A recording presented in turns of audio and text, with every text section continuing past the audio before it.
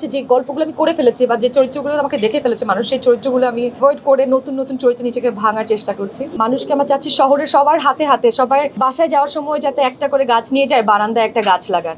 আমাদের আসলে মফস্বল বা গ্রামের অনেক সুন্দর সুন্দর মেয়ে আছে বা খুব ট্যালেন্টেড মেয়েরা আছে যাদের চোখ ভরা স্বপ্ন থাকে, কিন্তু আসলে স্বপ্ন পূরণের উপায় তাদের জানা থাকে বা তাদের ওই পথটা জানা নেই কোথায় তারা হয়তো নিজের ট্যালেন্টটাকে তুলে ধরতে পারবে বা সৌন্দর্যটাকে তুলে ধরতে পারবে। তো সেক্ষেত্রে বিউটি কন্টেস্টগুলো সবসময় আমার মনে হয় it's a very good initiative. এই ধরনের কিছু মেয়েদেরকে আমাদের মিডিয়াতে আনার জন্য, যারা পরিশ্রমী, যারা বুদ্ধিদীপ্ত এবং যারা সুন্দরী। সৌন্দর্যের কোনো আসলে আমার মনে হয় না সৌন্দর্যের কোনো সঠিক ব্যাখ্যা হতে পারে, মানে কোনো নির্দিষ্ট একটা মাপকাঠিতে সৌন্দর্যকে কখনোই মাপা যায় না, এবং এক একজনের কাছে এক এক মাপকাঠিটাই এক এক রকম। সো সেক্ষেত্রে সৌন্দর্য বলতে আমি যেটা বুঝি সেটা হতে পারে confidence. If you are confident in your skin, in your shoes, then you are beautiful.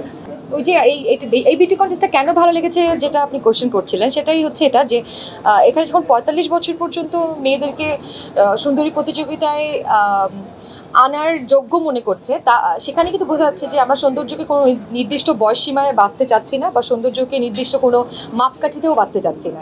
So এই জিনিসটা আমাকে এখানে যুক্ত করার ক্ষেত্রে কাজে লেগেছে। আর আমি আসলে মনে করি যে যদি একটা ফেয়ার বিউটি কন্টেস্ট হয়, সেটা অবশ্যই ট্যালেন্টেড মেয়েদেরকে আমাদের এই ইন্ডাস্ট্রিতে আনতে সাহায্য করবে। আমার তো বয়স বাড়েনি।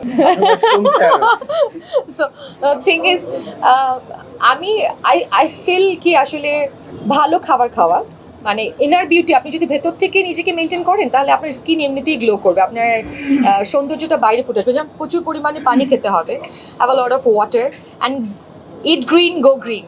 আই বিলিভ আপনার যত বেশি ভেজিটেবল খাবেন তত বেশি সুন্দর থাকবেন। আর আমাদের জলবায়ুটা এখন এই মুহূর্তে আমরা জানি প্রচণ্ড গরম, আমাদের সিটি, আমাদের এই শহর আস্তে আস্তে বসবাস অনুপযোগী হয়ে যাচ্ছে, এবং সেটা আমাদের স্কিনকেও কিন্তু এফেক্ট করছে। আপনাদের স্কিন যাদের হয়তো র্যাশেস হয় না, তার আমি অনেকেই দেখেছি যাদের র্যাশেস ব্রেকআউট হচ্ছে, কিংবা এই স্কিন ব্ল্যাক হয়ে যাচ্ছে, অনেক অনেক প্রবলেমই হচ্ছে। সো এখানে আমি যেটা বলবো, গাছ লাগাতে বলবো, যেটা সবাই বলছে ট্রি প্লান্টেশন। আমার বাবা একজন বন বিভাগ কর্মকর্তা, তো যেহেতু আমার বাবা সরকারি কর্মকর্তা, তাও বন বিভাগে, সেক্ষেত্রে বাবার পক্ষ থেকে আমি বলছি, আমার বাবাও সবাইকে বলে থাকেন প্রচুর গাছ লাগাবেন। এবং আচ্ছা, এই প্রোগ্রামে আমি বলছি, আমি লঞ্চিং মাই স্মল ক্যাফে। এটার নাম হচ্ছে 90 ডিগ্রি ওয়েস্ট। এটা বনানীতে এবং উত্তরাতে লঞ্চ করছি, এবং সেখানে আমরা ক্যাফের সাথে সাথে আমরা গাছ বিক্রি করছি, ছোট ছোট প্ল্যান্ট, খুবই সুলভ মূল্যে গাছ বিক্রি করার ইনিশিয়েটিভ নিচ্ছি আমরা এবং আমার partner.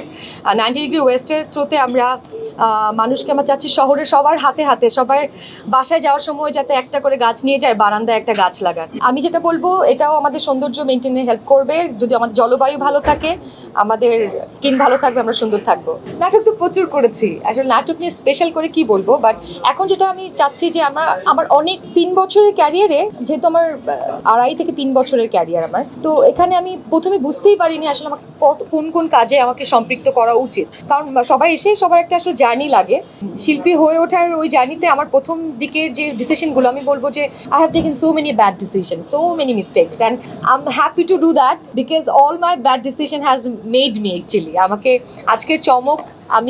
It's all about summation of my bad decision, all my mistakes. So ওই মিস্টেক্সগুলো করেছি বলে আমি এখন জানি যে আসলে আমার কোন কোন কাজগুলো করতে হবে না, কোন কোন কাজগুলো করতে হবে।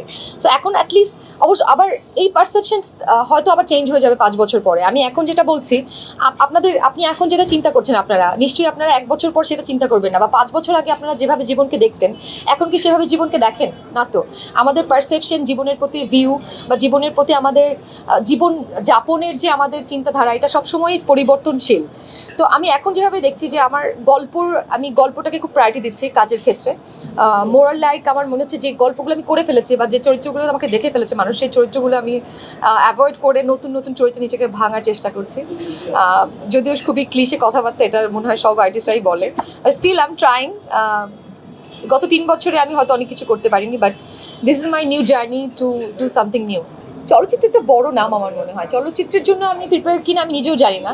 তো আমি খুবই কনফিউজড, আমি জানি না, যদি আমি জানি না, কালকেও মনে হতে পারে যে হ্যাঁ this is the right time, আমি কালকেও করে ফেলতে পারি। আবার এমনও হতে পারে যে আমি 2 বছর ব্রেক নিই, তারপরে করতে পারি, if it's a right time or not, আমি জানি না। সো এই কোয়েশ্চেনটার অ্যান্সার নাই দেই।